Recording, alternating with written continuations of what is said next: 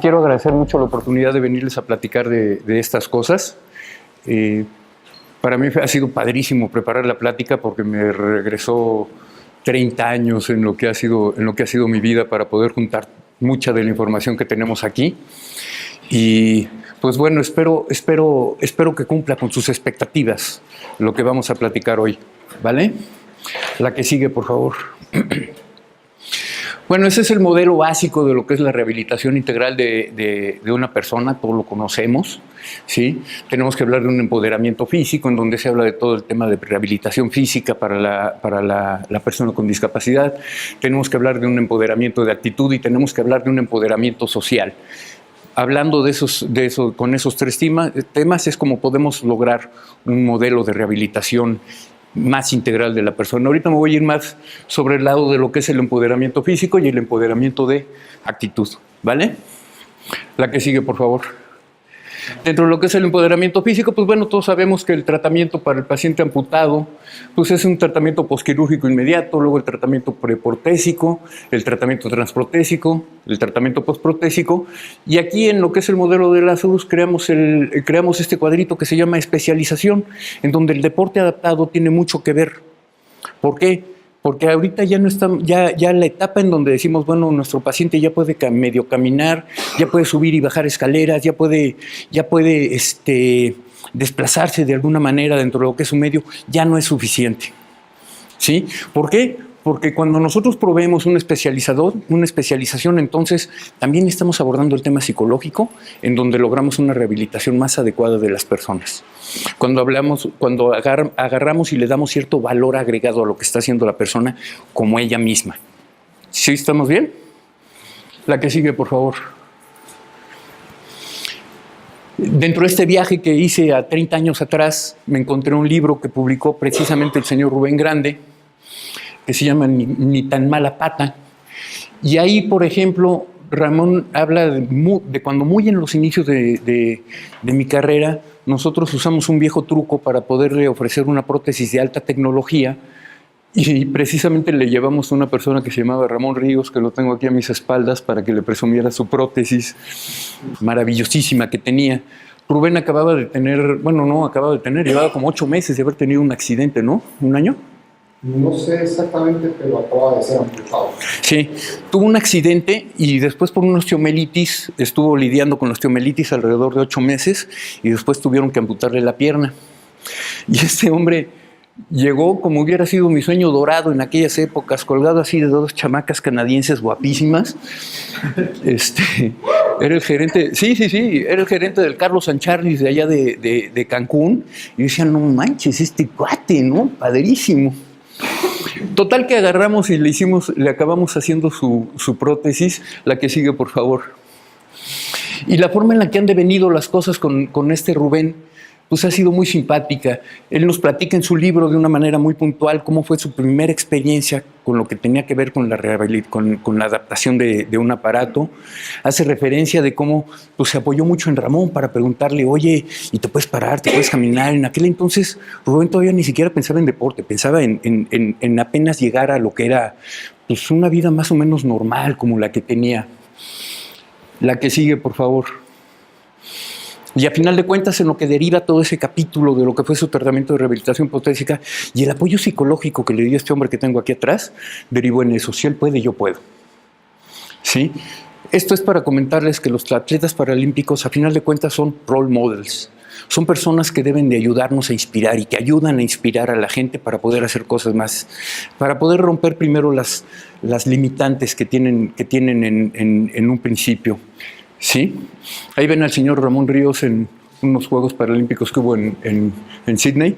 Él les platicará ya después de eso.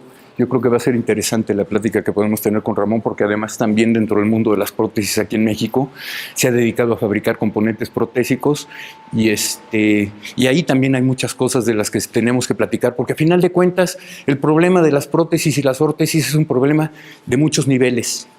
En México desapareció la escuela de protesistas, de la gente que como yo adaptamos las prótesis hace poco más de 10 años. Afortunadamente la UNAM anunció a principios de este año que ya abría otra vez la carrera de licenciado en prótesis y órtesis, pero tuvimos un gap de 10 años en donde no había protesistas, no se generaron protesistas y ortesistas. ¿sí? Ese es, por un lado está la gente que adapta la prótesis, por otro lado está la gente que desarrolla los componentes para hacerlas, para poder armar las prótesis. Entonces, por otro lado viene el tema de los costos de lo que son las prótesis. Entonces es un tema multinivel que tenemos que abordar de alguna manera y encontrar la forma de hacerlo aquí en México.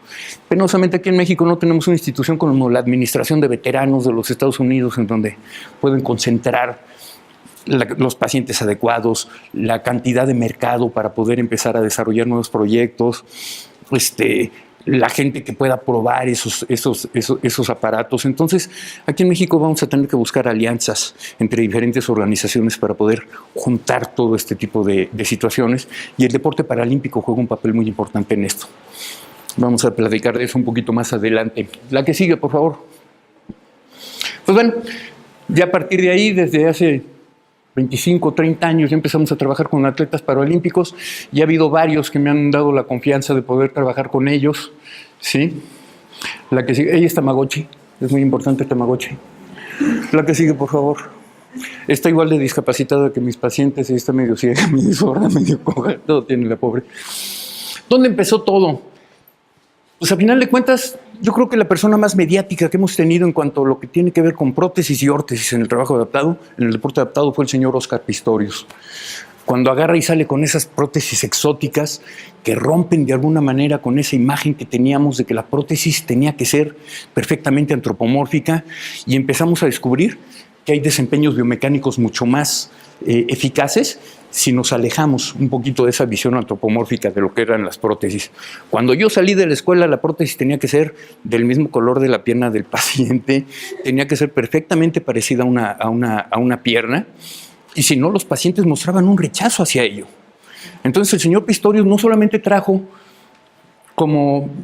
Yo creo que el gran valor que tiene Óscar Pistorius en esto es también el que rompe con un esquema de la imagen corporal que teníamos todos nosotros con respecto a las personas con discapacidad.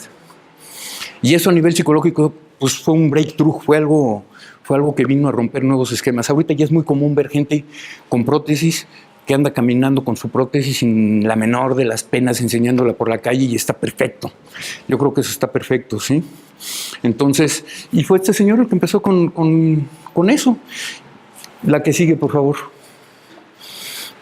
Como les decía, psicológicamente, pues Óscar Pistorius agarró y nos ayudó a empezar a ver de una manera más normal a las personas con discapacidad. Ahora ya hay modelos de Victoria Principal que están modelando con prótesis.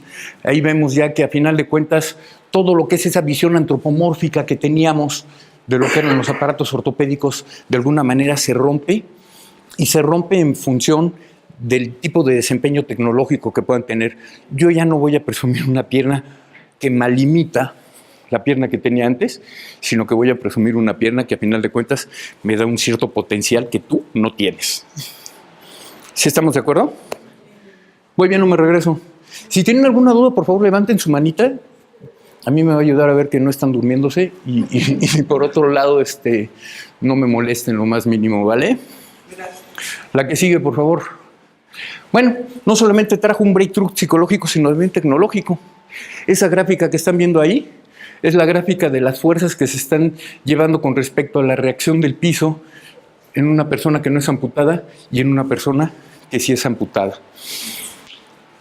Normalmente los ingenieros, para no meterlos en locuras de explicarles cada una de las grafiquitas, nosotros normalmente todo lo que tiene que ver con marcha buscamos movimientos armónicos.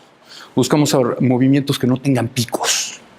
Y si se fijan, una persona que no es amputada tiene muchos más picos que una persona que tiene una prótesis de este tipo. La que sigue, por favor. Y si se fijan también, los movimientos de las diferentes articulaciones también son de alguna manera mucho más armónicos del lado de la persona que tiene la prótesis que del lado de la persona que no tiene la prótesis. Ese estudio lo que trajo como conclusión es que cuando Óscar Pistorius dijo que quería competir con atletas convencionales en las Olimpiadas pasadas, pues tenía razón los atletas convencionales al decir que él tenía ciertas ventajas biomecánicas que no tenían los atletas convencionales. La que sigue, por favor. ¿Cuáles han sido a nivel mundial las dos empresas que han marcado sí? Una pregunta, esas diferencias que usted menciona a nivel de biomecánica, ¿a qué se debían en la persona que... Te voy a poner una bien sencillita y rápida. Una persona convencional que corre normalmente tiene que tener trabajo muscular en lo que son sus tríceps, ¿sí? En el tríceps, es por hablarte nada más de uno de los paquetes musculares. Óscar Pistorius no tenía esa bronca, porque con su puro peso y el rebote que le daba el material de fibra de carbono cuando estaba corriendo, sus tríceps no tenían que trabajar. ¿Sí? Que si tenía que modificar de alguna manera su forma de correr, Ramón nos va a poder hablar de eso, porque además él lo vivió en carne propia, sí. Tienes que cambiar un poco tu forma de correr. Pero esa ventaja biomecánica, en lo que una cosa le causa fatiga a una persona, la otra persona no tiene ese problema de fatiga. ¿Sí estamos bien? ¿Otra duda por ahí? ¿No? Vale. Las dos empresas que han manejado lo que ha sido los avances tecnológicos, grandes avances tecnológicos que hemos tenido en los últimos, ni siquiera 30 años, 10, son estas dos. Ottobock y Osur. Y las pongo ahí no por hacerles propaganda, sino para platicarles cómo empezó una y cómo empezó la otra. Eso es muy importante para lo que estamos teniendo que enfrentar aquí en México. Ottobock es una empresa que surge a finales de la Primera Guerra Mundial para atender a la cantidad de amputados que dejó esa guerra en Alemania. Y Osur es un caso mucho más interesante. Osur, el antecedente más remoto que tenemos de la empresa Osur es la rodilla total, que la desarrolló el papá de un niño amputado, desarticulado de rodilla, que descubrió que no había articulaciones policéntricas para niños que estaban amputados en desarticulación de rodilla, y entonces el señor ingeniero se puso a desarrollar la rodilla total. Una de las grandes innovaciones que tenía la rodilla total es que en vez de tener un pistón largo, tenía un pistón que se orientaba de manera perpendicular al piso. Era un pistón mucho más compacto que se orientaba de manera paralela al piso. Entonces, eso nos daba una rodilla muy, muy compacta que podía darle el desempeño que requería un niño por abajo de rodilla, por desarticulado de rodilla. Les comento esto porque en México podríamos estar viviendo una etapa por el estilo. Osur ahorita es una empresa que cotiza en bolsa de valores, es una empresa de las multimillonarias que hay ahorita, y empezó gracias a ese desarrollo de la rodilla total y de que adquirieron los derechos del pie flexible de Óscar Pistorius cuando empezó con todos estos temas de esos componentes protésicos no antropomórficos. ¿Sí? La que sigue, por favor. Bueno, internacionalmente pues hablamos de que el desarrollo de lo que tiene que ver con prótesis y órtesis debería ser una cosa como esta, en donde tenemos el desarrollo de las diferentes herramientas biomecánicas que tenemos, que son desde instrumentos, software, indicadores y publicaciones, que es lo que tienen que acabarse reportando, lo que genera el expertise biomecánico, en donde tenemos que hablar de lo que es el desempeño en el deporte para trasladarlo hacia lo que sería la aplicación clínica de los componentes. El ejemplo más sencillo que podríamos tener de ese modelo sería como la Fórmula 1 y los coches de calle. En la Fórmula 1 es en donde se experimentan todos los nuevos avances tecnológicos que al rato vamos a tener en nuestro coche. Así salieron los frenos ABS y infinidad de partes que tenemos nosotros. Es muy importante entonces el desempeño deportivo para poder probar nuevos componentes, porque a final de cuentas, a partir de eso, que es donde se le somete a mucho más estrés a los componentes, podemos hacer que después lleguen de una manera más adecuada a la calle, a la gente de todos los días. ¿Sí? ¿Voy bien o me regreso? Bien. ¿La que sigue? Bueno, aquí voy a hablarles rápido de un caso que tuvimos de una compañera de tiro con arco, para que vean lo que es la adaptación muy personalizada de lo que son un aditamento protésico para poder ayudar a un atleta a desempeñar su labor. Lo primero que tenemos que hacer es pues valorar al paciente, definir en qué punto estamos, ¿sí? Entender a dónde queremos llegar y definir metas concretas al respecto de lo que esperamos lograr con un aparato. Es bien fácil llegar con un protesista y decirle, no, pues es que ahora quiero correr más rápido, y el protesista te va a sacar un catálogo así grandotote de toda la bola de pies maravillosos que hay y te los va a vender por una X cantidad de dinero. Pero si no tenemos un punto de partida básico y unas metas claras a las que queremos llegar, todo eso puede derivar en un gasto de dinero inútil. ¿Sí? Para poder llegar a eso específicamente con deportistas, pues tenemos que trabajar en conjunto con su entrenador, que es el que nos va a decir a nosotros, no, es que fíjate que tenemos que acomodarlo y que vea de esta manera para que entonces se le facilite un poquito más la existencia, y tener comunicación con lo que es el paciente también para ver qué es lo que se le facilita a él. Es muy difícil hacer una adaptación a un deportista nada más con lo que suponga yo como protesista ortesista. Es decir, si llega un atleta conmigo y me dice, no, pues es que quiero correr más rápido. Pues qué padre. ¿Ya has corrido? No, pues todavía no. Entonces, ¿cómo le hacemos, no? También, por ejemplo, es muy curioso cuando a una persona le acaban de adaptar una prótesis o cuando pierde una pierna, normalmente llega y te dice, quiero la mejor prótesis. Y más que la persona, la familia. Quiero la mejor prótesis. Y tú le vas a decir, bueno, ¿y la mejor con respecto a qué? La mejor prótesis no es ni la más cara ni la que tiene los componentes más sofisticados. Para una persona recién amputada, la mejor prótesis es la que enseña a moverse y que le da la oportunidad de poder experimentar diferentes ámbitos para ver qué es lo que quiere hacer. ¿Sí? No, es que quiero una de rodilla electrónica y con pie de todo lo que tú quieras. Y me han dicho que es como un Ferrari. Pues sí, es como un Ferrari. El problema es que, ¿qué tal que a ti lo que te gusta es andar en dunas? Tu Ferrari no te sirve. Entonces, yo en lo particular no soy de la idea de buscar adaptarle de primera instancia a una persona recién amputada una prótesis extraordinariamente cara. Yo soy de la idea de adaptarle mejor una prótesis funcional para que de ahí empiece a decidir qué es lo que quiere hacer de su vida, y entonces ya vemos cómo hijo sacamos la prótesis más especializada para lo que es su gusto por hacer las cosas, ¿no? La que sigue, por favor. Bueno, también tenemos que entender lo que son las reglas de la disciplina que platica, analizar la biomecánica de lo que es lo que queremos lograr.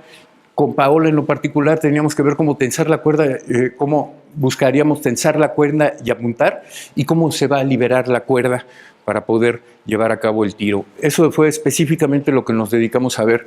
Vimos que la adaptación que tenía pues era una adaptación que tenía demasiado juego en cuanto a lo que es el acomodo del arco con respecto a la cuerda, y que no se lo colocaba, no lograba colocarle en el ángulo para poder apuntar, no lograba colocarle la cuerda.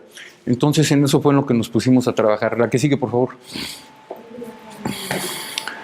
Obviamente, no soy fan de inventar el hilo negro, te pones a documentarte para ver qué es lo que ya se ha hecho por ahí, para ver cómo lo puedes mejorar.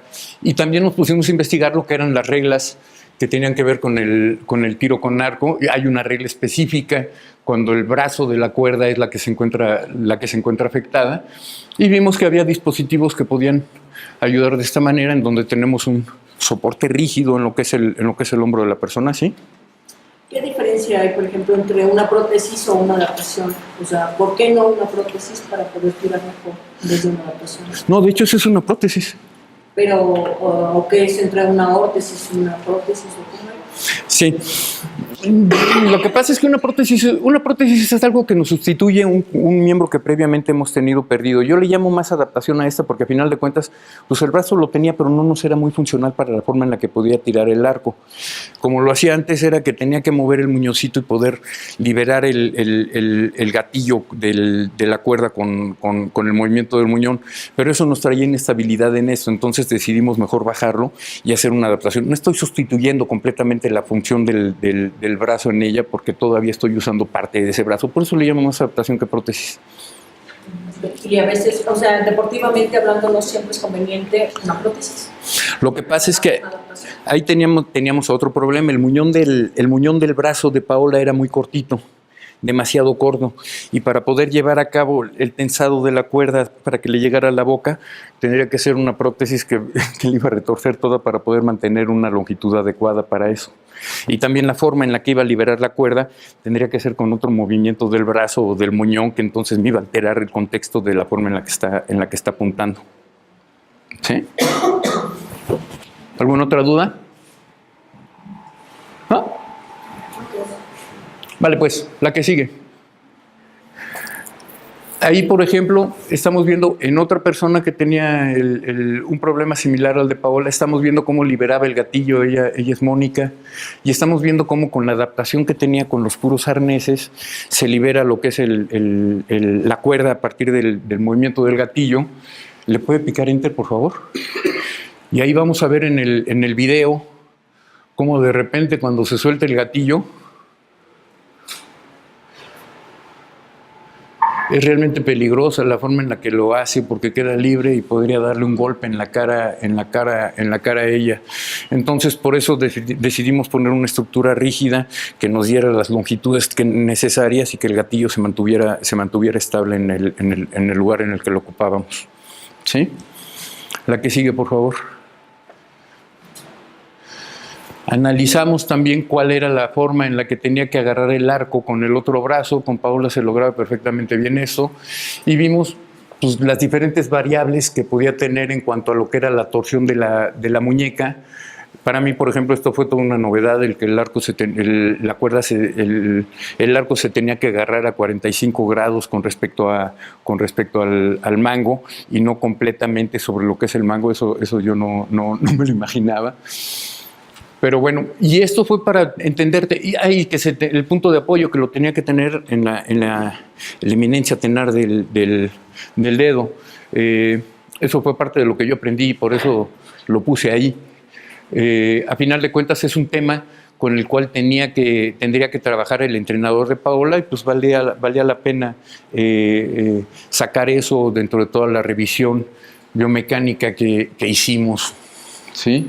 La que sigue, por favor.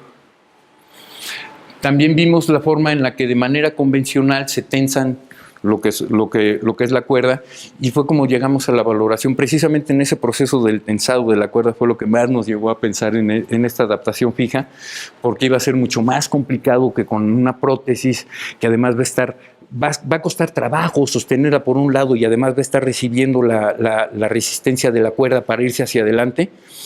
Fue lo que nos llevó más a pensar en ese dispositivo rígido que se sujeta a partir del hombro. ¿Sí? Y aquí vemos las diferentes fuerzas que se están aplicando y cómo se mueven las articulaciones para poder tensar la cuerda. La que sigue, por favor. Otro aspecto importante que tuvimos que analizar fue la forma en la que los arqueros normalmente apuntan y las diferentes líneas o trazos que se hacen para poder apuntar lo que es la flecha hacia el objetivo. Vimos que había dos técnicas, una en donde se presentaba el hongo angulado y vimos que había otra en donde se presentaba el brazo completamente horizontal con respecto a lo que es el piso, o lo más horizontal posible. Esto de aquí nos ayudó también para poder definir cuál era la ubicación correcta de lo que sería el soporte de la cuerda dentro del contexto de nuestro aparato. Y tuvimos que entender también el tipo de arco con el que trabajaba Paola, porque son diferentes el recurvo y o sea, son arcos diferentes desde las tensiones que se están manejando. En un arco recurvo la tensión es constante y en un arco de este tipo, en un arco compuesto, la tensión es mientras estás jalando la cuerda y ya después se puede mantener estable sin tener que aplicar una fuerza tan grande en lo que es el brazo que sostiene la cuerda. La que sigue, por favor. Pues bien, después de andar haciendo todos esos vericuetos, llegamos a la conclusión de que lo que necesitábamos era un dispositivo que tuviera que sostenerse en lo que es el tronco para mantenerlo lo más estable posible, que tuviera una altura determinada y una colocación determinada dentro de lo que es la comisura de la boca para poder mantener esos ángulos de visiones y todos los aspectos que les acabo de mantener ahorita de la manera más adecuada posible. ¿Sí? Ese es un dibujo pues medio chafa de lo que hicimos, pero bueno, era lo que podía hacer en la computadora. La que sigue, por favor. Se procede ya al trabajo del técnico que adapta el aparato, en donde lo primero que hacemos es tomar una serie de medidas y de referencias anatómicas con nuestra cinta métrica y después tomamos un molde de yeso para poder tener lo que es las estructuras anatómicas de nuestro atleta para poder hacer el aparato. La que sigue, por favor. Una pregunta, ¿qué Sí. pasa, por ejemplo, ella es una adolescente, porque se ve, ¿no? Ajá. Va a crecer, se va a desarrollar, va Ajá. a subir de peso, va a bajar de peso. ¿Qué pasa con las prótesis? ¿Son ajustables?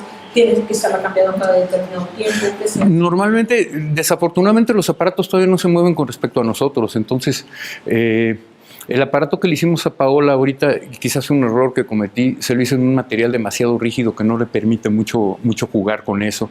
Pero yo tenía miedo de que no fuera a ser lo suficientemente estable para poder mantener la cuerda en donde queremos. Entonces, igual y lo que podemos hacer es pensar en un material que sea un poquito más blando, que pueda ceder un poquito más en cuanto a esas dimensiones que tú estás comentando.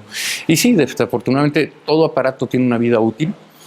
Y pues bueno, hay que pensar en esas características, tanto por desgaste de materiales como por cambio de dimensiones de lo que es nuestro paciente, ¿no? ¿Alguna otra duda por ahí?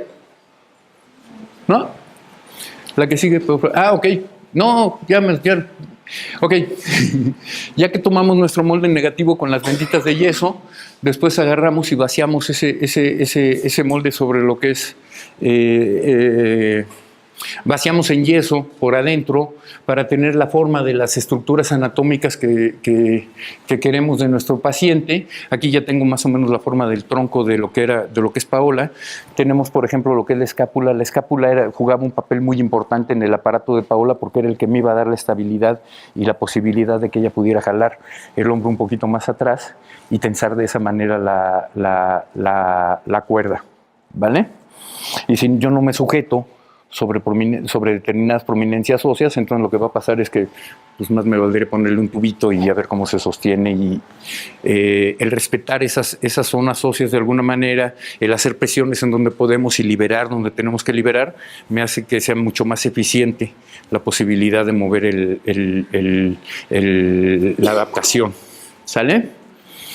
La que sigue, por favor. Sí. Esa parte en función donde tienen la cuestión de yeso, ¿es la suplencia de la máquina 3D de la impresora? Sí, ahorita platicamos de las impresoras en 3D. Sí, al final de cuentas lo que podría darme la impresora en 3D es una cosa como esta, o podría ser el aparato que va a ir arriba de la impresora en 3D. El problema de las impresoras en 3D es que todavía no tenemos los materiales tan picudos como para poder decir que son algo más allá que modelos. La impresora en 3D ahorita es excelente para prototipado, pero la resistencia de los materiales y la maleabilidad de los materiales con los que trabajamos, con los que se trabajan en impresión en 3D todavía no llegan a la resistencia que puede darme el polipropileno o el polietileno en estos casos. ¿Vale? De hecho, por eso fue más fácil agarrar y decir, bueno, imagínate hacer esa cosa en una impresora en 3D, lo que fue la adaptación de Paola, nos hubiera tomado como 4 días de la impresora trabajando. Yo hubiera tenido que tener una impresora de las dimensiones adecuadas para poder hacer una cosa de este tamaño, que era una cosa grande. Sí, algo así. ¿Ah, de ese tamaño? Es que tuve la oportunidad que me hicieron una prótesis de polímero. Ajá. Pero creo que me emocioné tanto que sí vi una impresora de este tamaño. Ajá. Y me dijeron que obviamente ahí hicieron la impresión de mi propia cabeza, ¿no? Pero Ajá. me agradó. ¿Cuánto tiempo se tomó? ¿Cuál? ¿La impresora? Ajá. No, de esa sí desconozco. Vale, pues, la que sigue, por favor. Bien, después de que tenemos nuestro molde de yeso, lo cubrimos para poder llevar a cabo ese laminado termoplástico. En ese proceso nos tardamos 2 horas y media en vaciar el molde, modificarlo y llegar hasta ahí. Nos tardamos 2 horas y media nada más. ¿Vale? Entonces, agarramos y manejamos un laminado de gota, en donde el plástico se cuelga como una gotita y no nos queda ningún sellado de lo que es el plástico en lo que es el contexto del aparato. Se le pone una telita para que pase el aire. Por aquí estamos teniendo vacío, tenemos una base plana sobre la cual dejamos caer el plástico y así es como sellamos el plástico para que agarre la forma del molde de yeso con el que estamos trabajando. La que sigue, por favor. Ahí tenemos ya la concha del aparato, la sacamos de lo que es el equipo con el que hicimos el vacío. La que sigue, por favor. Y bueno, ya le empezamos a dar lo que es la formita a lo que es la concha y montar los herrajes con los que vamos a colocar el disparador en donde lo ocupamos. La que sigue, por favor. El resultado que tuvimos pues, fue ese, en donde vemos que puede mantenerse de manera horizontal el brazo para mantener la línea de punta. La cuerda ya queda en un lugar adecuado para que ella pueda apuntar de manera horizontal hacia el objetivo en el que va a tirar. Puede tensar perfectamente bien su brazo para mantener la cuerda lo suficientemente tensa para lanzar la flecha. La que sigue, por favor. Y ahí pues ya la tenemos en sus prácticas. Fíjense qué padre está quedando la forma en la que apunta. Y aquí tenemos la flecha, cómo está dirigida.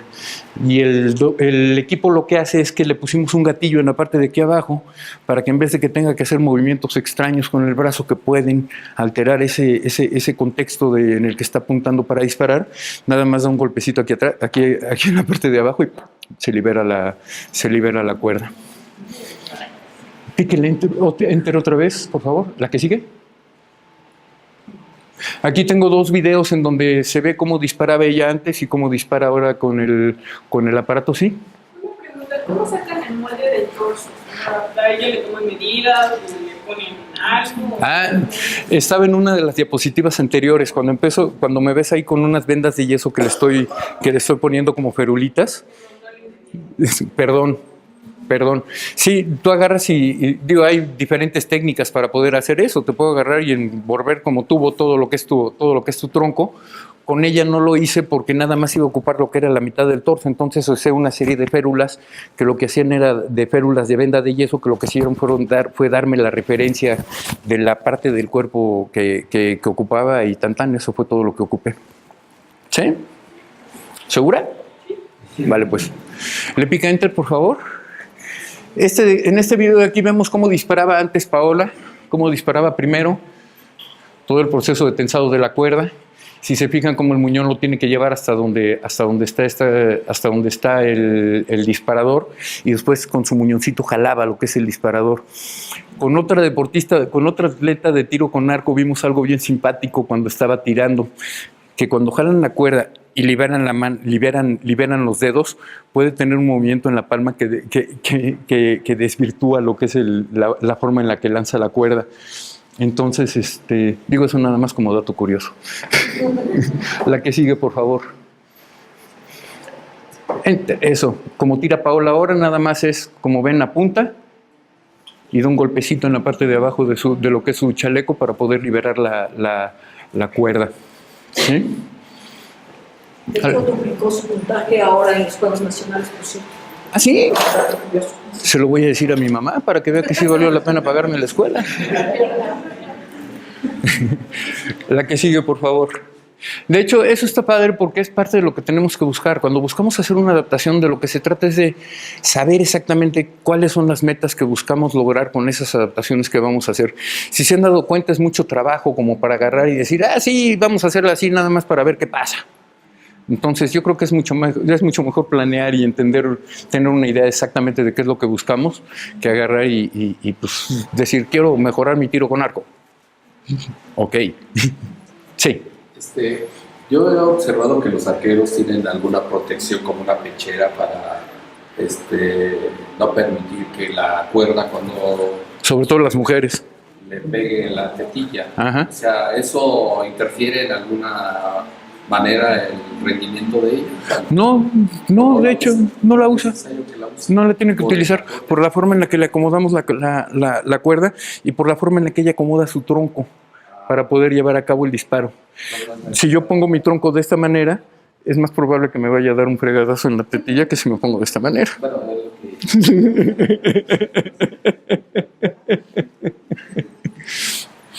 Ok, ¿qué es lo que sigue? La siguiente, por favor. Pues bueno, ahorita vimos de una manera muy empírica cómo dimos solución a un problema de un atleta paralímpico, pero ya empieza a haber una serie de estudios en donde ya nos empezamos a valer de otro tipo de herramientas biomecánicas. ¿Se acuerdan el cuadrito que les puse hace ratito de la carrera de coches? Todo lo que es la parte de arriba, afortunadamente ya se empieza a trabajar en ese sentido.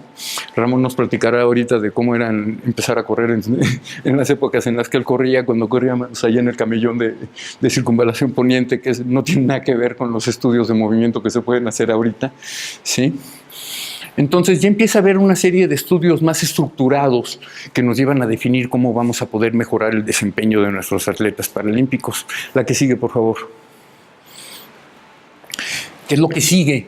Tenemos que empezar a trabajar con los nuevos materiales que tenemos en el desarrollo de nuevos componentes protésicos que nos faciliten, por un lado, lo que es la adaptación del aparato, por otro lado, lo que es la comodidad y por otro lado, lo que es el desempeño de los aparatos, ¿sí? En todo esto se está trabajando ya. Y también, por ejemplo, en lo que es la alineación de los aparatos. Sí. Esto que mencionaba hace rato, por ejemplo, esta fue una adaptación para Paola en específico, pero lo que mencionaba hace rato de las ventajas que llegaban a suponer ciertas adaptaciones a los deportistas, ¿cómo es que se categoriza dentro del deporte adaptado que a lo mejor esto les pondría a ella una ventaja por sobre otras personas que a lo mejor se pueden hacer con la mano? Para eso hay reglas.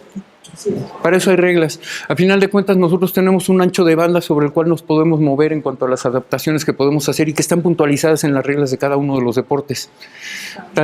Yo creo que todavía no nos permiten poner motores turbo en las prótesis por abajo de rodillas, sino que podemos jugar, pero sí podemos jugar con lo que es la gravedad. Por ejemplo, los pies electrónicos, hasta donde tengo entendido, todavía están prohibidos en el atletismo paralímpico, ¿no? Es que no te dan ¿El desempeño? dinámica. ¿Todavía? No la dan. Muy bien. Muy bien. Entonces, cada uno del deporte paralímpico que está regulado tiene tu ancho de banda sobre el cual te puedes mover y de ahí las adaptaciones que hagas, pues está perfecto, ¿no? Las prótesis se hacen de acuerdo a la disciplina que se vaya a ejercer. Sí, claro. Y respetando las reglas, porque si no, entonces sí te doy una ventaja biomecánica. ¿Sí? Yo una duda. Sí. Pero siguiendo con esa misma idea, ¿no será entonces que en algunos casos gana alguien porque tiene una mejor prótesis? Sí. Sí. Y va a pasar más seguido cada vez. Es igual que en la Fórmula 1. En la Fórmula 1, las escuderías que tienen lana para invertirle a sus coches son las que suelen estar en el top of the line. Al final de cuentas es parte del desarrollo inevitable a lo que va a llevar todo esto, porque estás hablando de tecnología. ¿Sí? ¿Alguien más? De hecho, fíjate que hay un tema bien interesante. Platicando con una persona que estuvo en una conferencia que se dieron en Manchester y no sé qué tanto rollo, donde iban, hace cuenta, la ciudad de las ideas, pero que se llevó a cabo en Manchester. Yo no fui, por supuesto, porque además costaba una lana esa cosa y a mí me platicaron de chismes. Me decía este cuate que supuestamente sí fue, yo le voy a creer, que fue muy curioso cuando llegó un cuate que se llamaba Pito Pérez de Manchester, y la plática que iba a dar Pito Pérez de Manchester, pues mi amigo se enojó en un principio porque dice, oye, ¿cómo es posible que venga a platicarme Pito Pérez de Manchester cuando yo vine a escuchar a Charles Branson? Entonces dice que toda la plática de Pito Pérez de Manchester fue pararse en el escenario, arremangarse el brazo y hacer que la prótesis girara a 360 grados y toda la gente así. Además el brazo parecía así tipo Terminator, según me decía. El cuate estaba así, ¡oh! Después agarraron y le dieron a Pito Pérez una llanta de coche con sus vidrios y agarró con la prótesis la llanta del coche, giró 360 grados y desatornilló la tuerca del coche. Entonces, todo esto se los platico porque a final de cuentas va a haber un momento en el cual la tecnología va a rebasar las capacidades que nosotros tenemos en nuestro cuerpo para poder hacer esas cosas. Va a ser algo inevitable. Y efectivamente, ahí estás hablando de recursos. ¿Sale? Es una ventaja biomecánica el poder quitarle la llanta a un coche con mi mano, por favor. Y este cuate que además se dedicaba a los trending topics, luego les platico de mi amigo Gustavo Prado, me decía, lo que me dijo él, estar amputado no solamente es normal, es fashion. Fue el que me enseñó las fotos de Victoria Principal en lo de las prótesis. Va a llegar el momento en el que la gente va a ver que las prótesis van a ser superiores a su cuerpo y van a buscar amputarse para ponerse una prótesis. El problema psicológico que hace que la gente quiera amputarse. Sí, y yo agarré y dije, espero no ver esos tiempos, estoy muy contento con lo que tengo ahorita, pero bueno, a final de cuentas ya estamos hablando de cyborgs, ya estamos hablando de personas mitad hombre y mitad máquina, o que gente que aprovecha esas ventajas biomecánicas para muchas cosas. ¿Vale? La que sigue, por favor. Ya también empezamos a ser menos empíricos en cuanto a los análisis que hacemos de los componentes protésicos que estamos desarrollando. Ya tenemos estudios de elementos finitos, los cuales nos enseñan cuáles son las posibilidades de ruptura o de resistencia que tienen los materiales con los que estamos trabajando en diferentes etapas de la marcha, porque además ya dividimos la marcha o la carrera en diferentes etapas, y hemos visto que hay diferentes fuerzas que se aplican o que caen dentro de nuestros componentes durante cada una de esas etapas. Ya todo eso está ahí, lo tenemos, ¿sí? Y ya también vamos a poder empezar a hablar de prótesis que se van a hacer específicamente para una tarea muy particular. Ahí estamos viendo una prótesis que se hizo para este amigo, es un cuate hindú, que se dedica a escalar en piedras. Por supuesto que si lo pongo a caminar con esa prótesis en la calle, pues no va a ser para nada de lo más adecuado, pero es perfectamente funcional para que pueda escalar en piedras. Hasta tiene un pico que da la patada y se clava ahí en la piedra, ¿no? ¿Perdón? La que sigue, por favor. ¿Qué representa cuando dice que camina? ¿Perdona? ¿Qué factor presenta cuando dice que camina? ¿Factores? ¿Esta persona? Ok. Cuando tú caminas, debes de cumplir con una serie de lineamientos que es un apoyo de talón, un apoyo plantar completo, un desplazamiento de tu peso sobre la pierna, una elevación de talón y luego un despegue de los dedos, específicamente cuando te estás apoyando. Se le llama ciclo de la marcha. En una prótesis como la de Oscar Pistorius, por ejemplo, no apoya talón, nada más apoya la punta. ¿Sí? Entonces, así es como vemos diferentes alteraciones en lo que sería un ciclo normal de lo que es la marcha. Si yo pongo a Oscar, no creo que Oscar Pistorius me aguante todo el día parado en las dos prótesis que tiene. Gasta mucha energía al mantenerse parado. Por eso es que ven a los atletas paralímpicos que están esperando en la línea de salida y están pegando de brincos por todos lados. ¿Sí? En función del fútbol se mantiene que para poder arrancar de forma más rápida hay que prevalecer a través de las mismas puntas. Exacto. Y empieza a generar un neurotransmisor, Ajá. principalmente el epinefrina. Ah. Quiere decir entonces, así en conclusión, que cuando también está obviamente en puntas también ayuda a penetrar esa misma secretación de los neurotransmisores. Tanto así no te sé decir. Yo sí sé que la persona parada sobre puntitas, pues bueno, tiene que mantenerse en un movimiento mucho más constante que una persona que esté estable sobre dos puntos de apoyo. Eso sí te lo puedo asegurar. La que sigue, por favor. Bien. ¿Qué es lo que sigue? Biofeedback.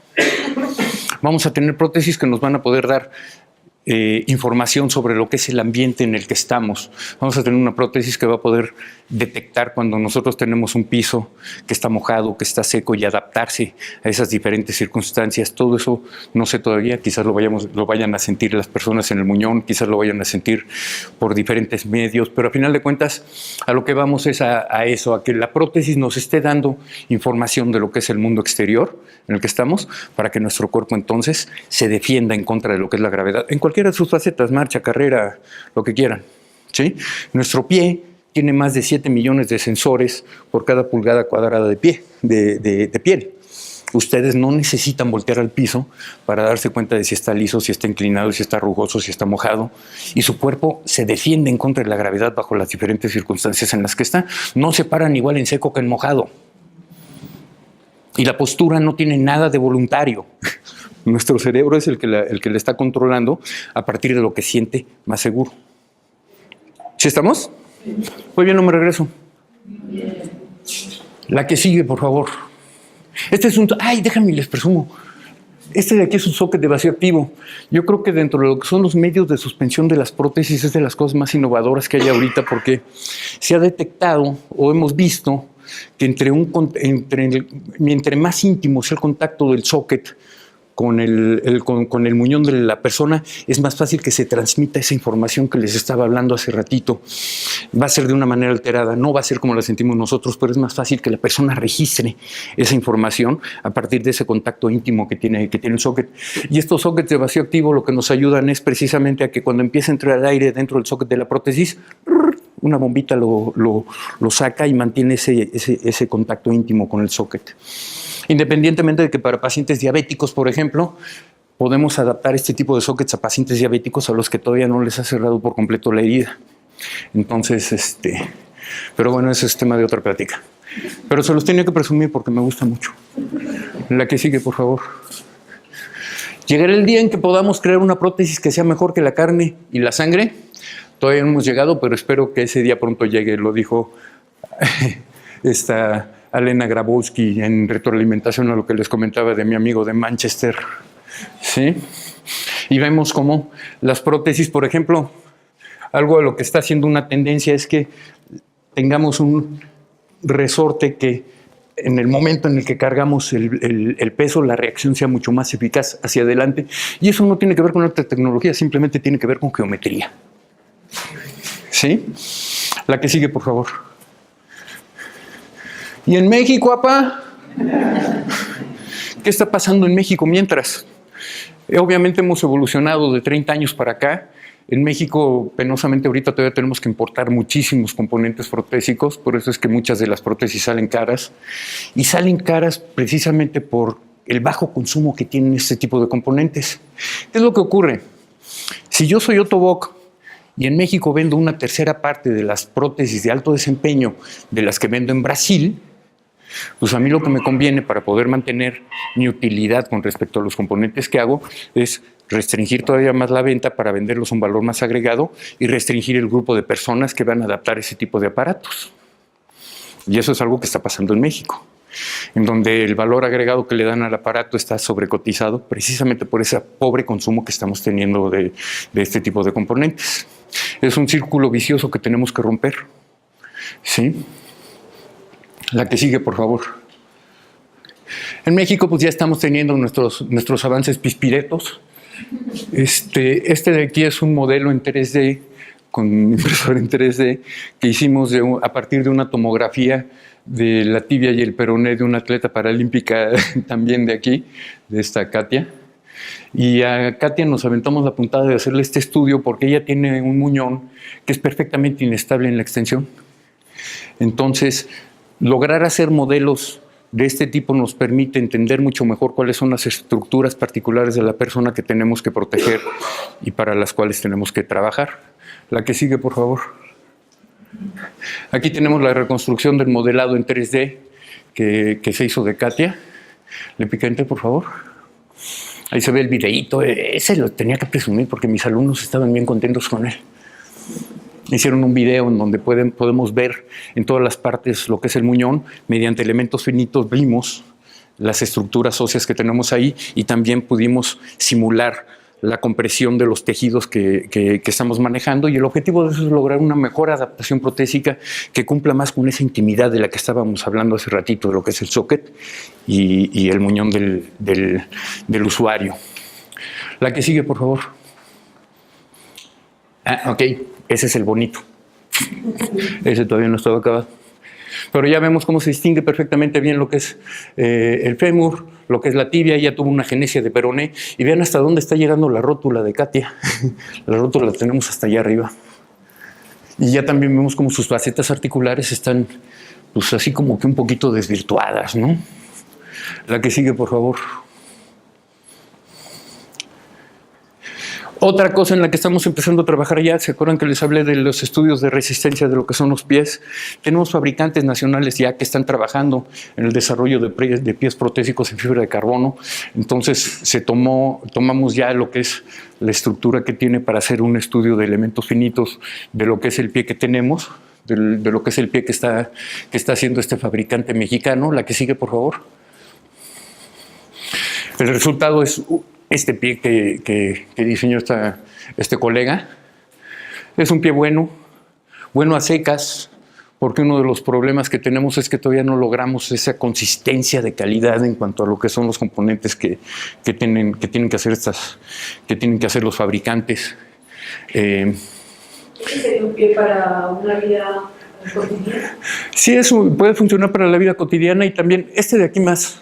Este es todo de vida cotidiana. Aquí podemos hablar también de un pie con el que puede trotar sin ser un pie de alto desempeño como el de Pistorius. ¿Pero tiene movilidad? No tiene movilidad, es un resorte. Es un resorte. De hecho, la forma en la que diseñó la planta del pie es para que cuando yo apoyo en el talón, en esta parte de aquí, la energía se transfiere hacia la punta y cuando libero, me empuje tantito hacia adelante. Pero si nada más tienes un pie, si la prótesis solo es un pie, ¿es conveniente? ¿Cómo que solo es un pie? O sea, sí, no sé, en mi experiencia al fin deportiva, ¿no? Cuando tienen los resortes, sí te impulsa. Sí, pero claro. si nada más tienes un pie, o sea, es una prótesis y el otro no es un, no sé, no descompensa. No tiene problemas. No tiene problemas. La que sigue, por favor. También, como les dije, hablábamos de un problema de multinivel. Por un lado tenemos el desarrollo de lo que son los componentes y la fabricación, por otro lado tenemos lo que es la adaptación de los equipos protésicos. Otro alumnito está trabajando en lo que es el desarrollo de una máquina para poder tomar moldes más consistentes en cuanto a lo que es el socket del paciente. Si se fijaron en el trabajo que hicimos con Paola, es perfectamente manual. Entonces se agarran y me dicen, oye, repite un socket igual al que le hiciste a Paola, una adaptación igualita a la que le hiciste a Paola. Me costaría muchísimo trabajo hacer una adaptación exactamente igual, porque es un trabajo muy manual, ¿sí? Entonces, lograr la consistencia en cuanto a los aparatos que hacemos también es algo muy importante. La que sigue, por favor. ¿Le pica de nuevo? Eso. Les quiero enseñar este video al respecto de lo que son los equipos de análisis de movimiento, con el que también ya estamos empezando a experimentar. El movimiento no solamente nos sirve para ver qué tan eficiente es un aparato que estamos haciendo en la vida diaria, sino también para lograr mejor desempeño en lo que es la biomecánica para el desarrollo de diferentes actividades deportivas. En la universidad ya contamos con un juguetito de esos, pero el problema es que, híjole, primero encontrar el espacio para poderlo poner y que me lo mantengan ahí consolidado, pues ha sido un problema. Y como no tenemos atletas paralímpicos en la universidad para poder hacer estudios, pues bueno, tenemos que conseguir atletas paralímpicos para poder hacer estudios. Fíjense, qué padre la naturalidad con la que se ve que se mueven las varitas, ¿no? Fue lo primero que me llamó la atención. No estás viendo videos que parece un robot el que se está moviendo. Literalmente en esas varitas estás viendo una persona con la naturalidad que se está moviendo. El equipo que tenemos de análisis de movimiento allá en la universidad lo usan para animaciones de lo que son caricaturas y cosas de esas. Y pueden poner marcadores que pueden detectar hasta cómo levantamos y cerramos las cejas y cómo abrimos y cerramos la boca. Entonces, poder hacer un estudio de esos, colocando todos los marcadores en lo que sería la mano y poder ver cómo se libera la cuerda para poder ver ese bending que les platicaba cuando abre la cuerda, pues cuando suelta la cuerda, pues sería algo sensacional, ¿no?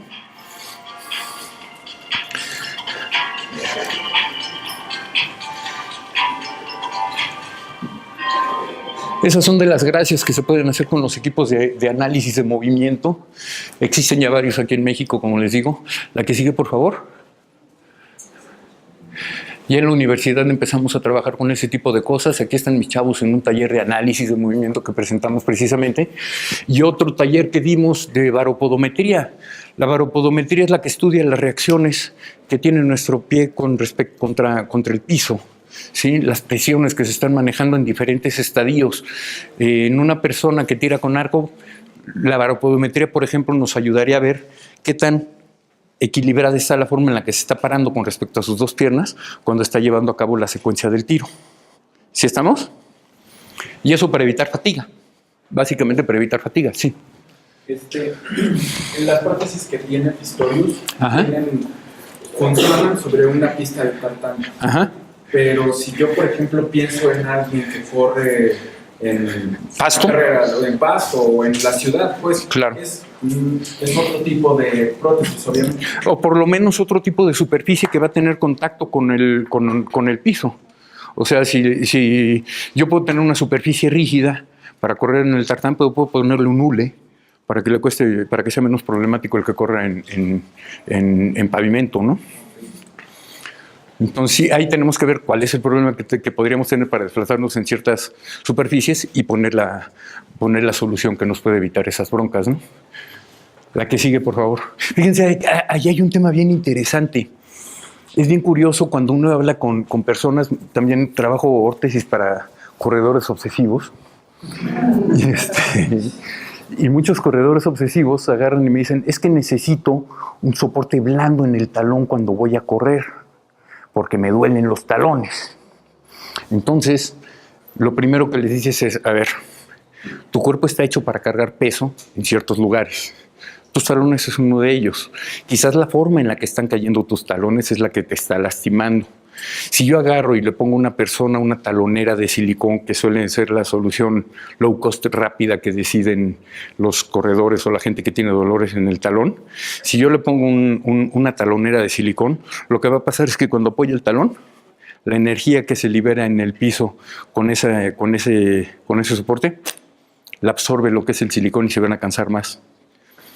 Entonces, lo que tenemos que hacer es buscar las formas anatómicas para evitar que esa forma en la que están cargando el peso sea la que les está lastimando. Si yo le pongo una plantilla con una base plana y la forma de mi talón es más o menos redonda, pues voy a estar concentrando la presión en un radio determinado. Pero si yo respeto esa forma redondeada de lo que es el talón, entonces ese radio se va a ampliar y la presión va a ser menor por cada golpe.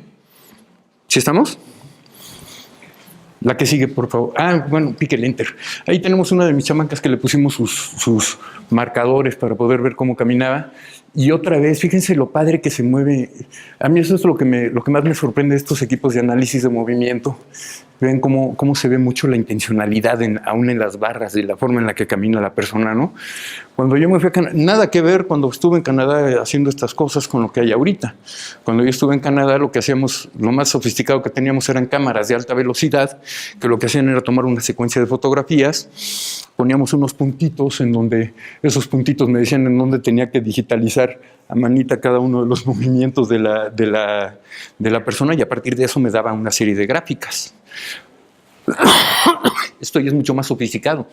Estos markers los detecta una cámara infrarroja que yo le puedo acomodar, bueno, que tengo que acomodar 2 o 3 para poder tener la visión en 3 dimensiones. No importa el lugar en donde yo las ponga. Antes tenía que ponerla exactamente enfrente del paciente y a un lado del paciente para poder coordinar la operación de las 2 cámaras y entonces poder sacar las gráficas de movimiento. Estas cosas ya nada que ver con eso. La pueden poner en 2 lugares en donde todo el tiempo la cámara esté viendo el marker y me genera una imagen de ese tipo. ¿Sí? La que sigue, por favor. Vamos a volver a esto. Y regresamos a esa gráfica porque yo creo que es muy importante. Aquí en México no tenemos una administración de veteranos en donde se junten personas, en donde se junte un mercado, en donde se junten un mercado en el que valga la pena invertir. Sí, porque por ejemplo cualquier persona que fabrica componentes, el amigo del pie, por ejemplo, dice, pues sí, yo puedo agarrar e invertir en una máquina que me haga el vacío para poder hacer que la fibra de carbono me quede mucho más estructurada dentro de lo que es el pie, pero el problema que tengo es que para poder pagar esa máquina tendría que vender 45 pies en menos de un año. Y si no tengo a quién venderle esos 45 pies, pues estamos fregados. ¿Sí estamos? Entonces son esos círculos viciosos que tenemos que ver cómo gigos rompemos como sociedad. Y yo lo veo en función de que tenemos que crear alianzas entre las diferentes organizaciones para poder abordar objetivos comunes. ¿Qué es lo que pasa? Yo tengo en la universidad cierto hardware para poder cumplir con este tipo de estudios, pero no tengo los pacientes. O no tengo las personas o los atletas que quieren hacer eso. Y no tengo un fabricante que me provea de componentes para poder hacer ese tipo de estudios. Entonces, en México tenemos que empezar a buscar las alianzas para poder cumplir con este modelo que tenemos aquí. ¿Sí? La que sigue, por favor. Y bueno, ya para concluir, mi amigo Rubén Grande en su mismo libro agarra y dice, el día de hoy me siento bendecido por haber tenido mi accidente. Si no hubiera sido por él y los profesionales que me indujeron en el deporte, hoy mi historia sería otra. Y eso es porque Rubén descubrió el deporte a raíz de su amputación, no antes. Sí, y fue por culpa del señor que está ahí. Sí, ahí es cuando todavía era joven y bello. No me pregunten por qué está en sepia como si fuera una película, una foto de la Revolución Mexicana. Pero bueno, yo creo que a final de cuentas todos tenemos que comprometernos con esto. No vamos a lograr un avance real en lo que es la rehabilitación, ni deportiva ni de convencionales, hasta que no nos comprometamos todos y nos ubiquemos en el rol que nos toca jugar. Yo creo que las personas que practican un deporte paralímpico cumplen un rol indispensable más allá del de traer medallas. Cumplen el rol de ser una inspiración para las personas que empiezan a padecer un problema de discapacidad o que padecen un problema de discapacidad y que se sienten discriminadas de alguna manera. Entonces, los terapeutas cumplimos otro rol en donde tenemos que agarrar y volvernos más enfocados hacia lo que tenemos que lograr para nuestro paciente. El protesista tiene que cumplir con su rol y empezar a hacer aparatos bien. Afortunadamente ya tenemos escuela de protesistas, le estoy muy agradecido a la UNAM. Y pues bueno, con esto era con lo que quería acabar la plática. Quiero invitar a Ramón, porque Ramón les va a poder platicar de lo que es la experiencia en vilo de un atleta paralímpico allá en los años de la Revolución Mexicana. Pero bueno, a final de cuentas, me gustaría que Ramón nos platicara parte de su experiencia. Yo creo que nadie mejor para platicarnos de qué se trata que de los que viniendo de la boca de los que lo han vivido, ¿no? Entonces, Mi experiencia en el deporte adaptado pues es de más o menos hace casi 30 años, ¿no? Por allá por 1995 es cuando empezamos a correr. Éramos pioneros en esto, a nivel mundial inclusive. ¿Sí? Los corredores con prótesis aparecieron en los Paralímpicos de Seúl 88. Había 2 o 3 en la línea de salida. Para Barcelona 92 eran 8, el completo, 9 quizá. ¿Sí? Nosotros en el 95, unos conocidos y yo, unos amigos, empezamos a movernos, nos acercamos a la Federación de Deportes sobre Silla de Ruedas. Nadie tenía idea de quiénes éramos, ni qué hacíamos, ni nosotros inclusive, ¿no? Entonces la parte de involucrar a mucha gente pues, se volvió una cuestión obligatoria, porque todos teníamos que aprender de esto. Los protesistas no tenían idea de qué hacer de especial. Los fabricantes estaban innovando en los productos. Sí, las prótesis que hizo tan comerciales, tan populares, Oscar Pistorius, para nosotros fuimos los conejillos de indias de esas prótesis, ¿no? Yo cuando me paraba en una pista era con mis prótesis de diario. La foto que vieron, pues eran mis prótesis de diario. Con esa corríamos. Lo que preguntabas acerca de si un tipo de prótesis te ofrece una ventaja, sí. ¿Por qué? Porque son gramos más, desempeño, etc. Pero también el nivel de amputación, aunque estamos todos en la misma categoría, por ejemplo, la mía era la T42, que es amputado del miembro inferior por arriba de rodilla, no es lo mismo un desarticulado de rodilla que uno que tiene un tercio medio. O sea, el largo del muñón también es una ventaja de un corredor sobre otro. Y lo podemos ver, los que tienen los récords mundiales, pues casi todos son desarticulados de rodilla. Sin embargo, pues eso no nos limitaba para participar. Lo hacíamos con mucho gusto. Cuando conocí a Rubén Grande, él me dijo, estaba en la cama, recuerdo sus palabras, que estaba triste porque ya no iba a hacer triatlón. A él le gustaba hacer triatlón antes de su accidente. Le dije, no te preocupes, lo vas a hacer. Yo sé correr. Yo aprendí a correr porque afortunadamente una serie de experiencias que tuve me capacitaron en carrera unos atletas paralímpicos de Estados Unidos, Denis Soller y Todd Schaffhauser, que ellos a su vez estuvieron dando clínicas en todo el mundo, ¿no? ¿Por qué? Porque no habíamos corredores. Finalmente ya empezamos con esto y le pasé unos tips a Rubén, le enseñé unos ejercicios de control de prótesis, primero caminar, primero algunos, lo que le llamábamos baby steps, que era correr pues como bebé casi, y finalmente unos esfuerzos, un movimiento natural. Pero sí había que hacerlo con nuestra prótesis de diario. Finalmente después aparecen las prótesis para velocidad. En aquel tiempo el Comité Internacional, Paralímpico Internacional no avalaba pruebas de fondo, solamente avalaba pruebas de 100 y 200 metros. Yo quería competir en 800 y 1600. Fui a Australia y pues sí fui récord mundial, pero de una prueba que todavía no estaba autorizada por el Comité Paralímpico Internacional. Muchos años después empezaron con el paratriatlón. Muchos años después empezaron con otro tipo de pruebas. Pero finalmente había que involucrar a todos. Recuerdo cuando primero nos acercamos a la Federación de Deportes sobre Silla de Ruedas, y nos dijeron, ¿y quiénes son? ¿Qué hacen? ¿Cómo hacen? ¿Cómo los involucramos? ¿Cómo los metemos en lo que ya tenemos? Nos buscaron un espacio, empezamos a hacer las pruebas al extranjero, empezamos a foguearnos con otras personas, otros involucrados. En mi caso personal, yo entrenaba en el Comité Olímpico, en las instalaciones del CEDOM. La gente de la Federación de Atletismo, en particular el profesor Andrei Petrovsky, que era el entrenador de velocistas de la Federación Mexicana de Atletismo, me adoptó y me dijo, sí, vamos a aprender. Porque yo no tenía idea de cómo entrenarme. Fuimos a la CONADE, nos hicieron pruebas morfofuncionales y demás. Estamos hablando del 95, no había todos los adelantos tecnológicos de ahora, no había la literatura que hay ahora, no había mucho. Entonces, pues, había que innovar, había que experimentar, y ciertamente el involucrar a mucha gente en muchas áreas de especialidad pues era obligatorio, ¿no? Amputados ya había en el deporte adaptado, había lanzadores, había nadadores, había de todo, ¿no? Muchos se montaban en su silla de ruedas, había esgrimistas, había fondistas de atletismo y demás, pero no había corredores. Y entonces, pues, todo era nuevo en aquella época.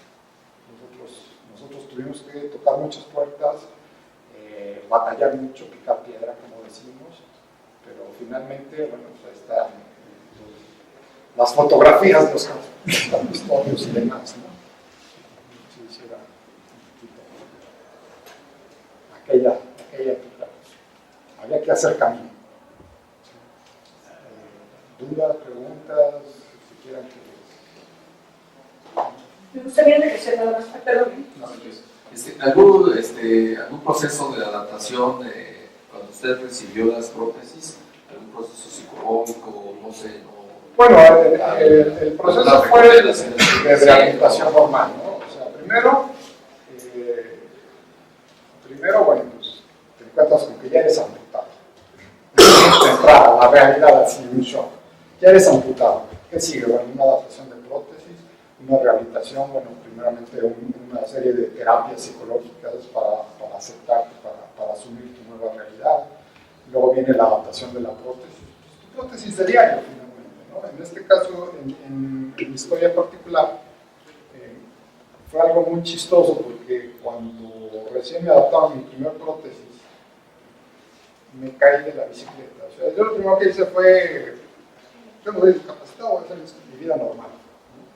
Me trepo la bicicleta, me caigo, se descompone, y a la hora de estar buscando hacer válida la garantía de esa rodilla, de esa articulación de rodilla que me acaban de adaptar, me encuentro con que el fabricante de la que ahora uso, bueno, no es la que ahora uso, pero la que usé en ese para competir, vino a México a dar una serie de clínicas, pero más bien enfocadas a los protecistas y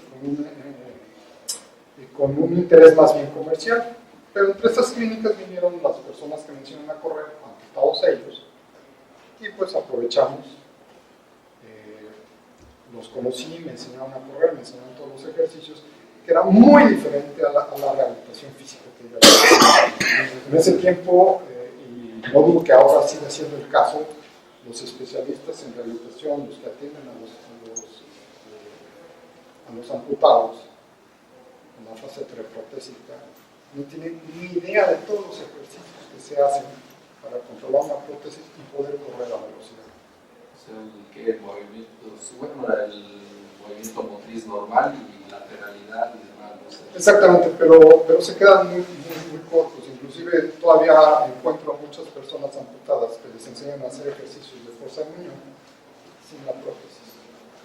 Nosotros tenemos que hacerlos todos los ejercicios de gimnasio, inclusive con la prótesis puesta. Ahí hay otro detalle muy interesante. La misma rehabilitación física ha variado. de aquellas épocas ahorita. Yo recuerdo que cuando salí de la escuela lo más importante era la fuerza. Y prepara al paciente para que pues, si andaban cargando por quién sabe cuántas toneladas, pues tenía que ser muy fuerte, ¿no? Ahorita ya hay nuevas tendencias que empiezan a hablar de que lo más importante es el equilibrio y la capacidad propioceptiva que tienes. Hay un estudio bien interesante que hicieron de Earl Campbell. ¿Sí sabes quién es Earl Campbell? Un jugador de fútbol americano de los 80s que jugaba con los Petroleros de Houston. Earl Campbell tenía una peculiaridad, era un tipo al que le pegaban de lado y no se movía así y seguía corriendo. Cuando en aquellos entonces lo común entre los defensivos era rodarse hacia la parte de las rodillas, que ahorita está prohibido, pero bueno, te rodabas hacia las rodillas, con eso le pegabas al corredor y pues salían volando las patitas por un lado y el cuate se caía. Con el Campbell eso no funcionaba. De hecho, el Campbell lo tenían que tirar dos locos y tenía una peculiaridad del Campbell, que era que un muslo de su pierna medía 1,5 metros de diámetro. O sea, 2 piernas mías en un muslo del Campbell. No, yo creo que 3. El caso es que empezaron a ver videos de Earl Campbell y descubrieron que este cuate tenía la capacidad de mover su centro de gravedad hasta 35 centímetros de manera instantánea en cuanto recibió el golpe. Y dicen, caray, pues ¿qué fue primero, el huevo o la gallina? Para que él pueda hacer eso, tuvo que fortalecer sus músculos a tal grado, o porque él hacía eso, sus músculos se fortalecieron para poder llegar a eso. ¿Sí?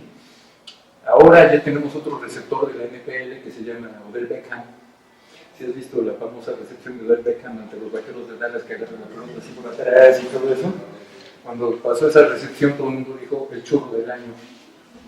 Pues no, Odell Beckham entrena para hacer ese tipo de recepciones. Y estás hablando de competencias neuroproprioceptivas. Imagínate lo que tiene, la orientación que tiene que tener el amigo en el espacio, más el cálculo de la velocidad para poder agarrar la pelotita y todo eso, caer y no soltar la pelota. Y en un documental que vi de Odell Beckham andaba diciendo, es que mi lógica es muy sencilla. Si mi quarterback me tiene que mandar una bomba en donde yo tengo apenas 1,5 metros para que mi quarterback vuele al defensivo y me caiga la pelota aquí, le facilito la vida si en vez de tener 1,5 metros le doy otros 3 porque yo me puedo alargar hacia atrás. ¿Sí me explico? Entonces ahora muchas de las tendencias en lo que es rehabilitación física es pensar más en lo que son lograr esas competencias neuroproprioceptivas que en lograr la fortaleza muscular. Y eso está bien interesante porque es así como un cambio de chip en cuanto a lo que teníamos. Nosotros pensamos que para que una persona se pare tenía que estar fuerte. Ahora sabemos que para que una persona se pare primero tiene que tener equilibrio. ¿Sí? Y teniendo equilibrio no importa, porque tú puedes ser un débil. Físicamente puedes ser débil, pero si sabes cómo balancear tu cuerpo. La línea del Busser. ¿Vale? ¿Cómo se maneja la línea del Busser o cómo se llama algo así? No sabría decirte porque ese sistema de terapeutas físicos que me han platicado en chismes de lavadero.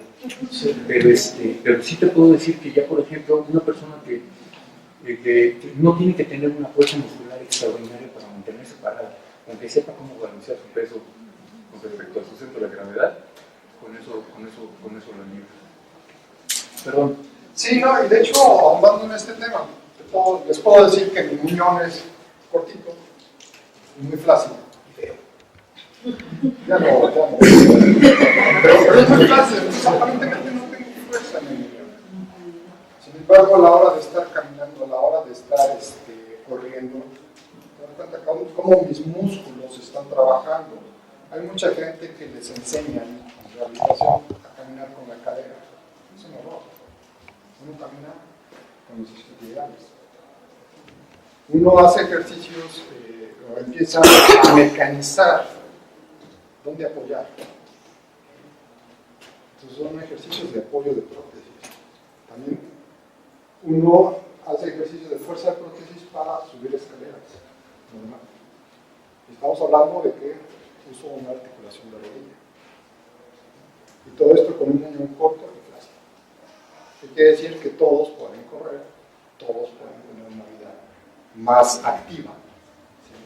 Con la adecuada adaptación y una formación o una educación en el uso de la prótesis adecuada también. Y es algo que estamos todavía un poco verdes. Al principio de la conferencia mencionaron que eres Ironman 70. No, mi amigo Romero. Ah, Mi amigo Rubén es Iron Man. Yo nada más para entender, lo induje al vicio de correr. es que mi pregunta va enfocada a si para correr una carrera de fondo de 42 kilómetros, algunas de las prótesis que se presentaron funcionan para eso. Sí, inclusive te puedo decir que puedes correr con mi prótesis. O sea, sí, es de fibra de carbono, pues ligera más o menos, tiene talón, caminas, te impulsa hacia adelante, y sí, efectivamente tiene un retorno de energía. Tú puedes correr con esta prótesis, inclusive con una ¿Esa otra. flexiona ¿La rodilla sí? No, el tobillo. No. No, el tobillo no. Para correr no te... No, de hecho, no se flexiona. Entre menos articulaciones tenga uno, es más segura la prótesis, ¿no? Inclusive hay velocistas arriba de rodilla que ni siquiera tienen la articulación de rodilla. O sea, directo al socket y entonces caminan así.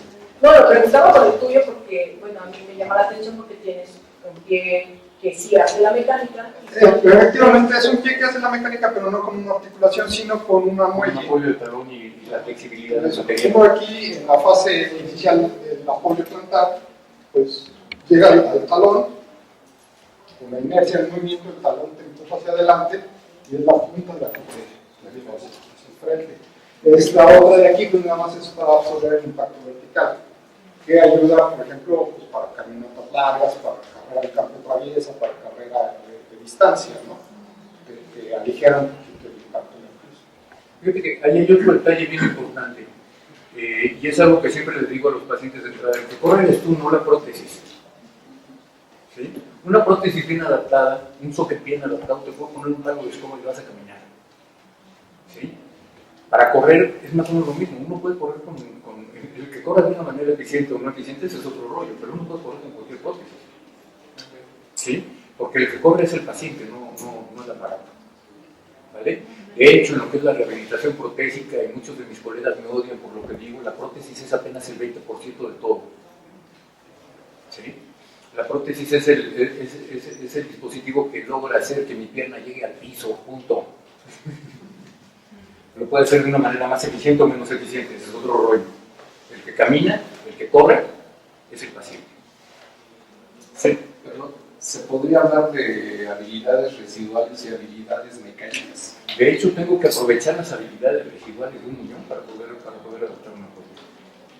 Y yo voy a complementar las habilidades residuales de la persona con dispositivos mecánicos.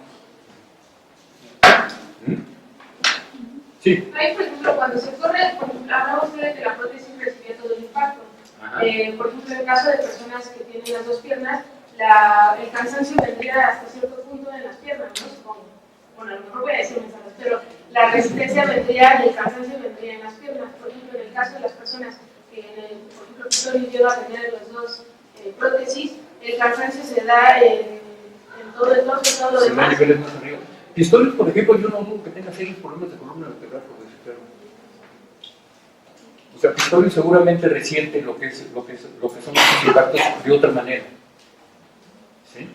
A final de cuentas, yo creo que la espalda de Pistorius debe tener algún issue, sin confirmar, es mera suposición de Joaquín. Porque Dios nos hizo de una manera rara. Sí. De alguna manera estaríamos hablando que es mucha la tecnología y que nuestro cuerpo de alguna manera tendría que adaptarse ya a estas alturas a esa tecnología. ¿Por qué? Porque es el trabajo de él que y a lo mejor mi columna, mi cadera no está. Yo creo que en realidad es una simbiosis la que estamos manejando. Al final de cuentas, yo no puedo agarrar y poner un aparato a una persona con el que no se puede adaptar. O sea, las prótesis, por definición, se tienen que hacer al paciente, no el paciente a la prótesis. ¿Sí? Por supuesto que te va a exigir algo. Por supuesto que te va a exigir cierto trabajo el poder aprender a usar ese aparato. Pero tiene que haber una simbiosis. Yo no puedo agarrar y decirte: oye, pues te estoy poniendo una prótesis con un clavo en la parte distal porque te va a ayudar para que te reacciones más rápido al piso caliente. No. O sea, eso no puede ser, ¿no? Tiene que haber una simbiosis en donde el aparato voy a buscar adaptártelo a ti, pero por muy pregón que sea, tú vas a tener que trabajar para también entenderte con el aparato. El énfasis que está poniendo, ¿no? Así es. Es que finalmente la prótesis no va a caminar por mí, no va a correr por mí. Me va a ayudar a hacer lo que yo quiero hacer. ¿Sí? Respecto a tu pregunta, te puedo decir que yo no me canso de los isquiotibiales. No, sí, de los isquiotibiales, sí. De los gemelos no. De los gemelos no. Del tobillo tampoco. No me puedo torcer un tobillo. Pero los músculos que quedan en mí trabajan. Al igual que mi espalda y demás. Entonces, básicamente son los músculos, digamos, anteriores a la articulación que estás usando. Yo con la articulación que camino y con la que corro, pues la articulación de cadera, bueno, ¿qué músculos trabajan para mover esa articulación? Son los que sí se van a cansar. Y más, tal vez. Yo tengo una duda. ¿Qué pasa con usted tiene los músculos, pero las incisiones que muchas veces terminan ya sea en el fémur o en la tibia, el resto que queda del músculo tiene alguna alteración o puede llegar a funcionar igual que la pierna que está bien? Bueno, por ejemplo, con los músculos que me quedan de, no sé, los isquiotibiales, el cuádriceps y demás, aunque no sirven para mover mi rodilla, están trabajando, porque los tengo que tensar para mantener mi sóquete en su lugar, efectivamente, y también para yo moverme de un lado a otro, ¿sí? Para pasar mi cuerpo hacia adelante en la línea de marcha. ¿Sí? Entonces, finalmente, aunque estén a la mitad, aunque estén mutilados, trabajan lo que quieran. ¿Sí? Y tú sabes que hay dos tipos de cirugías para la amputación. Está la osteoplastía y la osteomioplastia. En la osteoplastía lo que hacen es cosen los paquetes anteriores y posteriores musculares, los cosen en la parte distal del muñón para poderle dar la forma cilíndrica al muñón, y de esa manera, pues bueno, los músculos siguen contrayéndose y siguen trabajando en los sentidos en los que necesitan. En las osteomioplastías ponen un anclaje en el hueso y se fijan los músculos, uno por la parte anterior y otro por la parte posterior, y se supone que de esa manera es más eficiente la forma en la que se logra el movimiento de lo que es el hueso. ¿Por qué? Porque tengo menos juego de músculo en rotación. El problema de las amputaciones, fíjate, es de esos detalles locos. La mayoría de nuestros cirujanos, ortopedistas y arqueólogos ven una amputación como un fracaso. Entonces, normalmente dejan las cirugías de amputación al residente que nadie quiere. Pero llevar a cabo una buena amputación es una obra de arte. Y si hacen una buena amputación, nos facilitan la vida a todos. Pero pues a final de cuentas no se practican mucho porque pues, es un fracaso. Finalmente no es una limitante el no tener la amputación ideal, ¿no? Claro. Es decir, en mi caso particular, fue un accidente en motocicleta, el muñón pues se infectó y demás, no me hicieron un cierre del muñón adecuado, sino que cuando finalmente la infección se dio y empezó a cicatrizar, el médico dijo, así que se quede. Entonces tengo un muñón no nada más atípico en cuanto a la flacidez y el tamaño, sino también en cuanto a la cicatrización, que para nada tiene que ver con la forma en que acomodan los músculos. Y aún así, aquí estoy, aún así estoy compitiendo a nivel internacional. ¿No? Una pregunta. Una persona que tiene prótesis en cadera, en ambas piernas, ¿implante? Es vaya, es en la cabeza del fémur. Sí, ok. Entonces, hablando en el término del agua, la persona tiene 60 años. ¿Hasta qué considera usted como protesista el rango de movimiento en la cuestión de la elevación, en la cuestión de la extensión? ¿Hasta qué rango permite usted, o sea, hasta qué rango considera usted trabajar una serie de movimientos para fortalecer la cadera? Para fortalecer la cadera. Okay, son dos cosas distintas. Una cosa es el arco de movilidad que vamos a tener y otra cosa es la fuerza muscular. ¿Sí? El arco de movilidad que vamos a tener a la extensión por lo menos tiene que ser de 25 grados en extensión de lo que es la cadera. ¿Sí? 25 grados jalando nuestro fémur hacia atrás. ¿Sí? Y en cuanto a lo que es la flexión, tiene que estar arriba de los 90, hasta 110, 120. Aquí no se puede, porque es inserto articular de cadera. Habla de una prótesis de cadera. No, inserto articular de cadera. Inserto articular. ¿Cierto? Es la parte del fémur, colocar un prótesis. La cabeza del fémur nada más con el acetato, porque es un implante. ¿No se puede? No, porque se bota. ¿Ah, sí? Tiene un límite de flexión. Bueno. Pero tiene que llegar pero tiene que llegar hasta 90 grados por lo menos. Por Sí, favor. claro, pero si le das un poco más, ya los fabricantes dicen, no lo hagas porque se bota. 90 grados por lo menos, porque si no, no se podría sentar como tú. Digo, realmente no creo que puedan ser los 90 grados. Yo como paciente, como usuario, te puedo decir que lo que ves, ¿no? Nosotros hacíamos levantamiento de peso, las sentadillas y demás, en vez de hacer la sentadilla completa, pues nosotros hacíamos media sentadilla. Y con 120 kilos encima.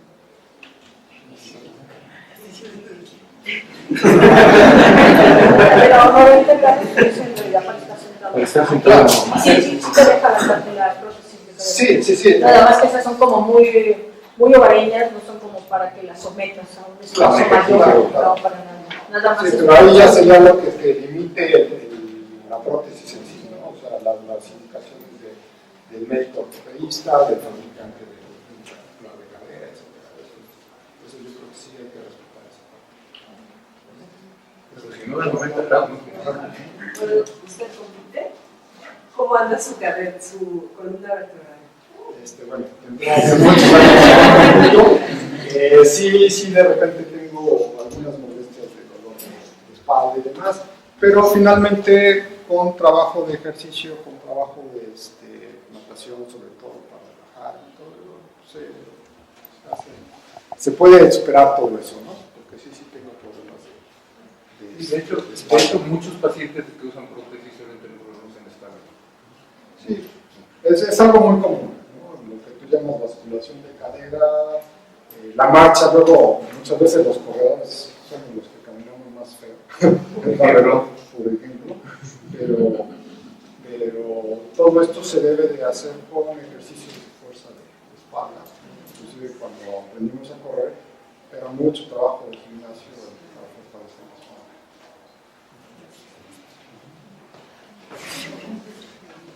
¿Ya? Sí. En el entendido de que sustancialmente hay grandes diferencias en la rehabilitación y en el entrenamiento entre los llamados convencionales y el deporte adaptado, ¿cuáles consideran que serían estas diferencias sustanciales propiamente en esa rehabilitación y en el entrenamiento para un corredor? Pues más bien yo diría que esta diferencia es el alcance, ¿no? O sea, la rehabilitación te dice, yo te llevo hasta aquí, donde te puedas mover con bastón. O ya sin ayudas de marcha. ¿Te acuerdas lo que comentaba del tratamiento postprotésico y luego hablamos en otro cuadrito de lo que sería la especialización? Cuando hablamos ya de una especialización para correr, ya valoramos específicamente a la persona y se tiene que hacer para la persona. Yo creo que los atletas de alto desempeño también, por muy convencionales que sean, los valores para ver en dónde están y cómo quieren llevar. Y finalmente son ejercicios un poquito más especializados para lo que es el control de prótesis y fuerza del niño. O sea, por ejemplo, hay unos ejercicios donde nos ponen repetitivamente llegar a hacer esto. Uno tiene que saber dónde está apoyando y la fuerza con la que apoya para poder mantenerte corriendo. Entonces, eso no te lo enseñan en rehabilitación. En rehabilitación no te dicen, no, pues pon tu peso y nosotros es, pon tu peso, fíjate dónde lo pones, la precisión que lo haces y la velocidad con la que lo haces. Esa es un poquito la diferencia, que sería en alcance, no tanto algo diferente, simplemente la rehabilitación llega hasta aquí, ya la parte deportiva vamos En ese movimiento, así como en el caso de subir y bajar escaleras, ¿la prótesis sí regula esas fuerzas? No. De hecho, por ejemplo, esta articulación nada más sirve para que no sea tan rápido el movimiento cuando caminas. En la fase de balanceo. Si yo le quito este cilindro hidráulico, le pongo un resorte, se va a ir más rápido, se ve más lento. Le puedo poner nada y nada más con pura fuerza de unión. Básicamente lo que va a trabajar siempre es el unión. Si yo, por ejemplo, pongo un escalón y subo, es mi unión el que me está cargando, no es la cosa. Pero de algún modo sí protege esa parte del jugador. Sí, no. Por ejemplo, si yo apoyo peso en este punto, me voy, porque no me detiene. ¿Ya? La prótesis es perfectamente estable cuando está en extensión. Cuando tiene un grado de flexión, se colapsa y no aguanta el peso. Ahí ya, por ejemplo, hay diferentes tipos de articulaciones de rodilla. Hay articulaciones de rodilla que nos permiten hasta 10 grados de flexión de la rodilla para poder descargar peso, 10-15 grados. También hay prótesis que le podemos poner otro tipo de componentes. Las prótesis con actuadores, por ejemplo, ya con motores, pues esa prótesis sí se incorpora sola lo que es la rodilla, no carga a la persona, pero sí se incorpora sola lo que es la rodilla y nos provee un poco más de seguridad en unos grados de flexión un poquito mayores. Pero ahí ya depende del tipo de articulación de rodilla con el que estemos trabajando. Esta parte psicológica con esta parte, o sea, ¿hay alguna vez se ha dado el que no sean compatibles la prótesis con la persona? Sí, se pelean a cada rato. No, fíjate que como les decía hace ratito, la prótesis permite el 20% del tratamiento de rehabilitación. Si me preguntan qué es lo más importante, es el trabajo psicológico que tenemos que hacer con las personas. Al paciente es un error venderle la idea de que la prótesis es lo que lo va a rehabilitar. De hecho, es muy curioso porque normalmente cuando una persona pierde una pierna, la familia luego cierra pilas y todo el mundo piensa en reponer la pierna.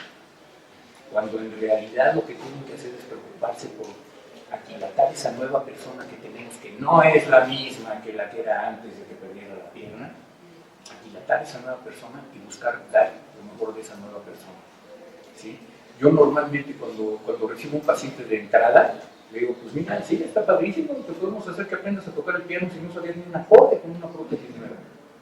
Te va a costar una lana. Pero en realidad lo que necesito es que tu cabeza esté de una manera adecuada. Yo conozco 1000 personas que podemos calificar como rehabilitadas que no usan prótesis. ¿Por qué? Porque la prótesis, al final de cuentas, es una herramienta. Y mientras no entendamos las prótesis como una herramienta, no le vamos a poder sacar todo el provecho que necesitamos. Mientras lo veamos como parte de nuestro cuerpo, no, chavo, no es parte de tu cuerpo se quedó en un muñón. ¿Sí? La prótesis es una herramienta. Y en el momento en el que visualices tu prótesis como una herramienta, entonces vas a poder empezar a sacar más jugo. Porque entonces vamos a poder optimizar tu herramienta. ¿Sí me explicó? ¿Cada cuándo se tiene que cambiar una prótesis? Qué buena pregunta. Depende. Depende de las maltratadas de que le pongas, depende del trato que le uses, depende de cómo te la hayan armado, depende de una prótesis que no te garanticen por menos de 5 años, no la compres. ¿Sí? Una prótesis te la tienen que garantizar por 5 años. Aquí, respondiéndote desde mi perspectiva de usuario, depende, ¿no? Cada componente tiene su desgaste, su vida útil. En mi caso específico, bueno, puedo decir que llevo casi 30 años con este pie. Cuando hay gente que al año se le rompe. Y este pie, bueno, ha sufrido el deporte, las cargas excesivas que usábamos, Tus borracheras de los y un sobrepeso que tuve hace como 6 años. Cuando se me acaba el agua, que tengo que ir con mi garrafón. Algo sí es cierto, un buen componente protésico te puede durar toda la vida. Un buen componente protésico, hay rodillas, la tercera R15 de Otto Bock, que era el Volkswagen de las prótesis, se crece con un chicle de arreglo, lo que sea. Es una rodilla que te puede durar. Y sin embargo, por ejemplo, el cilindro hidráulico que controla la flexión y extensión de mi rodilla, cuando lo sometía al trabajo de entrenamiento, al mes lo estaba cambiando. Entonces, si es variable, depende. Pero otra cosa, el socket. El socket muñón va a cambiar, lo que hablábamos con respecto a la ola, como el muñón va a cambiar, entre más lo trabajes, más firme se va a hacer, quizá crezca en volumen por trabajo muscular, bueno, habrá que cambiar el socket. El mismo socket se está sujeto a esfuerzo, porque es el que está soportando tu peso. ¿Sí? Entonces, pues normalmente son materiales termoplásticos que tienen un tiempo de vida, llega un momento en que se empiezan a fracturar, a fisurar y demás, pues hay que cambiarlos. Si tu muñón adelgaza por el trabajo del entrenamiento o del ejercicio, hay que bajarlo de cambiar la orientación. Verlo como un coche, mija. Sí. O sea, un coche le da sus servicios cada piezas. 6 meses. Así es. Te va a durar toda la vida. ¿Cómo llega la primera prótesis aquí? De ser 30 años, ¿no? ¿Cómo llega y quién la provee? Okay. ¿Cómo está? Cuando sufrí mi amputación, era yo oficial del ejército mexicano. Entonces, en un accidente en motocicleta, pierdo mi pierna. Y es el ejército mexicano que me da mi primer prótesis en el Hospital Central Militar. Me dan mi primer prótesis. De ahí viene la anécdota que les conté, que se me descompuso buscando las garantías, y entonces ya fue con medios propios, la familia me apoyó para conseguir una prótesis parecida a esta. No digo que es esta, porque la rodilla que traigo y otros componentes yo los fabrico. Pero a raíz de esa experiencia, ¿no? Inclusive mi última competencia internacional, voy a San Diego, fue una competencia auspiciada por Flexbook, entonces independiente de ahora parte de Sur. Están todos los fabricantes de prótesis, porque en esos eventos, como la Fórmula 1, ¿no? Está el área de pits. Entonces uno va a alineación y balanceo, y compito, regreso al país, y a la semana de estar de nuevo entrenando se me parte a la mitad de la rodilla. Sí, me dio un tremendo golpazo en el tatán y demás, ¿no? Digo, ¿qué tengo que hacer? Algo a prueba de eso. Afortunadamente estaba estudiando ingeniería. Aproveché mis estudios para hacer mi rodilla, ¿no? Y es a lo que me dedico hoy día. Pero finalmente fue la familia la que me apoyó con la decisión. Si no me equivoco, preguntabas acerca de las superficies de carrera. O sea, uno como lo ves, competía con esta correa, lo mismo puedo correr en un tatán, lo mismo puedo andar en la arena, lo mismo puedo andar a campo palizado o cualquier superficie. Sobre todo lo preguntaba porque yo soy atleta, corro, entonces sé que el impacto que se tiene sobre diferentes superficies en las articulaciones causa diferentes efectos. Así es. Entonces yo me preguntaba justo por la prótesis, por si cambiaba de adoquín a tatán y a... por ejemplo, cuando uno corre en arena, en adoquín y eso, sobre todo en arena o en superficies no tan firmes, pues el problema es la tracción. ¿Sí? Realmente nosotros nos enfrentamos a un problema en lo que es qué tan plano, ¿no? La inclinación de la superficie. Para la inclinación yo creo que es el foco de nosotros los amputados, sobre todo cuando son rampas descendentes. Cuando son ascendentes, pues uno está completamente en equilibrio. ¿Y eso es por las líneas de peso, cómo puede caer adelante o atrás del eje de la articulación del rodillo para que se pueda?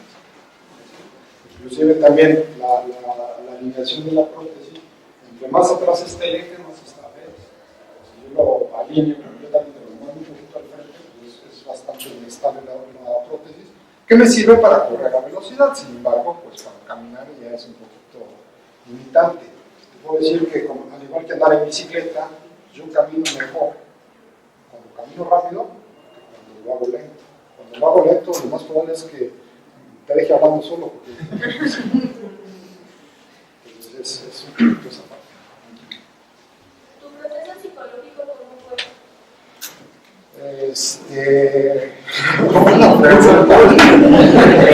Estando encabrado en el hospital Central Militar, mucho alcohol. Sí tuve atención por parte del psicólogo del ejército, sí, pero te puedo decir que fue un poquito fácil muy fácil porque yo ya me había empapado con todas las películas que vi en la infancia de ciencia ficción, ¿no? O sea, para mí, el hecho de que Luke Skywalker perdiera su mano y hiciera su propio no era algo más para mí. Realmente, mi problema nunca fue la aceptación de la prótesis, al contrario. Yo dije, pues sí hay prótesis, ¿no? Es más, voy a parecer Voltron o no sé, no había problema con eso. ¿Sí? Más bien estamos fuera. Pues vamos a darles un aplauso.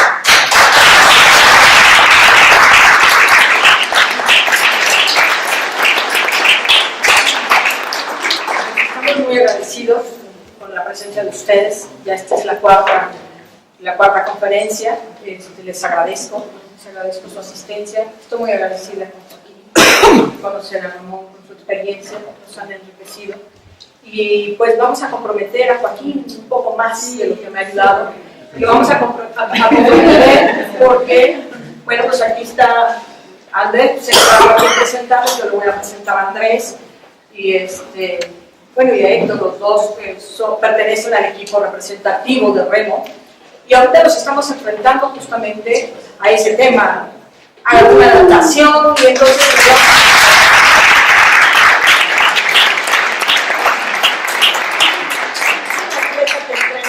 todos los días, tanto en agua como en bote. Sí es cierto que ya hay botes adaptados, sí es cierto, pero también dijiste algo muy real. Cada persona necesita su adaptación particular y él la necesita pues, también en el asiento para poderse subir a la máquina del remo como para el bote. Entonces, bueno, pues si a la náhuatl le faltan atletas, pues a la UNAM nos sobra, como nos sobran recursos, pues sigamos trabajando en equipo.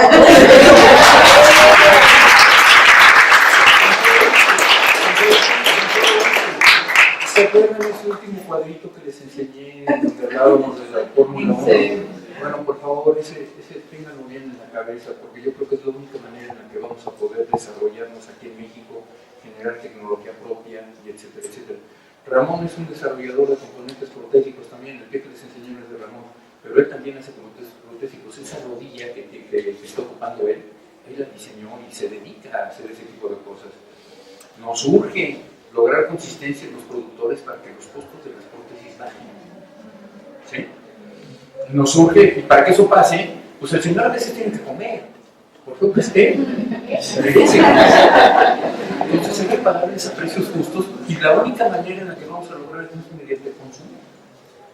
Si no se consumen componentes protésicos de alta calidad, nunca vamos a poder pagar componentes protésicos de alta calidad. ¿Saben? Nada más hay como pues nosotros tenemos que dar una marca de aquí exactamente un año, tenemos que ir a la Virata y tiene que dar una marca. Parece perfecto. Y entonces te vamos a comprometer para que nos ayudes con esa parte biomecánica o no sé cómo se llame, de una sigla. Y pues ya nada más como aclaración, efectivamente, en todos los deportes los atletas pueden tener cierta adaptación, pero como lo dijo Joaquín, hay un reglamento. Si bien es cierto que también depende de la parte financiera, en el caso de los corredores actualmente hay una infinidad de clasificaciones dependiendo del nivel de la amputación, el tipo de piso en el que corren, también son el tipo de prótesis, y bueno, si cada quien al alto rendimiento pues se le invierte más. Lo mismo pasa como en el remo, ¿no? En el caso de él, que es una persona que tiene una discapacidad a nivel T10, tiene que llevar, es una categoría 1, PR1, donde tiene que llevar un asiento porque no tiene control de tronco, ¿no? Y está totalmente reglamentado, tiene que llevar una silla nada más bastante bien adecuada para que él no pueda, tiene que ir amarrado por seguridad, pero para que además él pueda con el esfuerzo remar sin tener que irse, ¿no? El control de cuerpo es importante. Por ejemplo, en el caso de que es un PR2, que soy su compañera de bote mientras no exista otra mujer. Pero, por ejemplo, él tiene mejor control a nivel lumbares, yo no, tengo una cadera fija, y al tener una cadera fija no me permite regresar, tengo que llevar un aditamento que me permita frenar, que también está regulado para que yo no me, cuando jalo el remo, pues no me vaya para atrás, pero sí puedo extenderlo. Entonces, y no debo mover las piernas, en fin. son reglamentos y son usos que tú puedes usar. Mientras menos peso le pongas a un bote, pues es mejor, ¿no? No es lo mismo que haga de cualquier fierro, que me la pudieran hacer, no sé, de fibra de carbono, y es un pedacito de plástico, por ejemplo, nada más es como ilustración. Las palas también tienen sus dimensiones. En el caso de tiro con arco, la experiencia también les comento rápidamente que si bien es cierto, es bien importante las prótesis, y insistía mucho si se dieron cuenta en la articulación. ¿Qué pasa? Justamente Katia, que es actualmente la campeona nacional, y ya soy una afortunada porque pertenece al equipo de la UNAM. Ella tiene un botoncito mágico en la parte del pie que lo acomoda para poder ir. Estamos trabajando todavía, bueno, yo nada más supervisando que lo hagan, ¿verdad? Para que pueda tener la posición adecuada, porque si bien es cierto que yo nada más tiene una puntuación abajo del rodillo, pero se levanta con una lordosis lumbar impresionante y muy jalada hacia adelante. Sí, pero es muy importante la posición del pie, sí. Y que el pie como tal tenga la posición precisa. O sea, y estamos hablando ya de que el pie se mueva, ¿no? Y trae un pie articulado porque a Olga le gusta traer tacón. Y le van a conocer, va a estar en la mesa redonda ahora en el mes de junio. Va a ser muy interesante que la conozcan. Es una persona muy talentosa en todos los sentidos, deportiva y profesionalmente hablando. Pero pues en este momento pues ya comprometimos a Joaquín, para que nos ayude, ¿no? ¿Verdad? Si allá sobran recursos, aquí nos hacen falta. Entonces, vamos a aprovechar, ¿no? Fíjense, aquí Alejandrina acaba de tocar un tema bien interesante. ¿Quién me puede decir cuál es la diferencia entre recursos y dinero? El dinero es un recurso, ¿no? El dinero es un recurso, pero hay muchos más recursos que yo puedo usar a cambio de dinero. Institucionales, ¿no? Claro. Por Al final de ejemplo, cuentas. está haciendo aquí Alejandrina. Claro, al final de cuentas. Muchas veces agarramos y pensamos que la rehabilitación es cosa de dinero y no, es cosa de recursos. ¿Sí? Y si yo, por ejemplo, para llevar a cabo el proyecto Lazarus, con el que les platiqué muy someramente de entrada, yo, por ejemplo, podemos proveer terapia física gratis a nuestros pacientes durante todo el tratamiento de rehabilitación preprotésica y postprotésica. Y eso lo logramos porque tengo un acuerdo con la universidad en donde yo les llevo a las víctimas para que sus niños practiquen y todo esto, y es algo que ya no le cuesta a la persona. Hace ratito hablé de prótesis accesibles y hacer los tratamientos de rehabilitación protésica accesibles. Cuando empezamos a pensar en recursos y no en dinero, es cuando empezamos a hacer realmente accesibles las cosas, porque entonces vemos dónde están esos recursos que necesito. ¿Sí estamos? Y parte de eso, parte de ese cuadro del que les hablaba de la Fórmula 1, tiene que ver con eso. Todas esas cosas que ven ahí son recursos. Y no necesariamente tienen que costar dinero, son recursos que, buscando conciliar intereses entre las diferentes organizaciones que existimos, podemos cumplir esos objetivos. En la administración de veteranos sí es cosa de lana, porque ahí tienen que ponerse el varo para todo. Pero aquí, por ejemplo, buscando los intereses o conciliando los intereses de cada una de las organizaciones, es como se logran las cosas. Yo no atento contra el interés de la universidad a analizarles pacientes de Lazarus, porque al contrario, les estoy dando un beneficio en función de que ellos requieren esos pacientes para poder dar las terapias físicas. Entonces, ya estamos volteando a ver hacia un grupo muy específico de la población y estamos juntando los recursos para poderles dar esa atención adecuada. ¿Sí estamos? Sí. Sí, así, una pregunta para Ramón, contacto para lo de las prótesis. Claro, sí, con mucho gusto.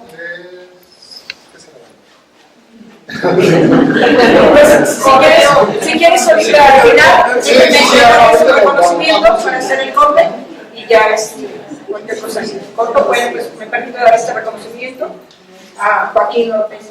Muchas gracias.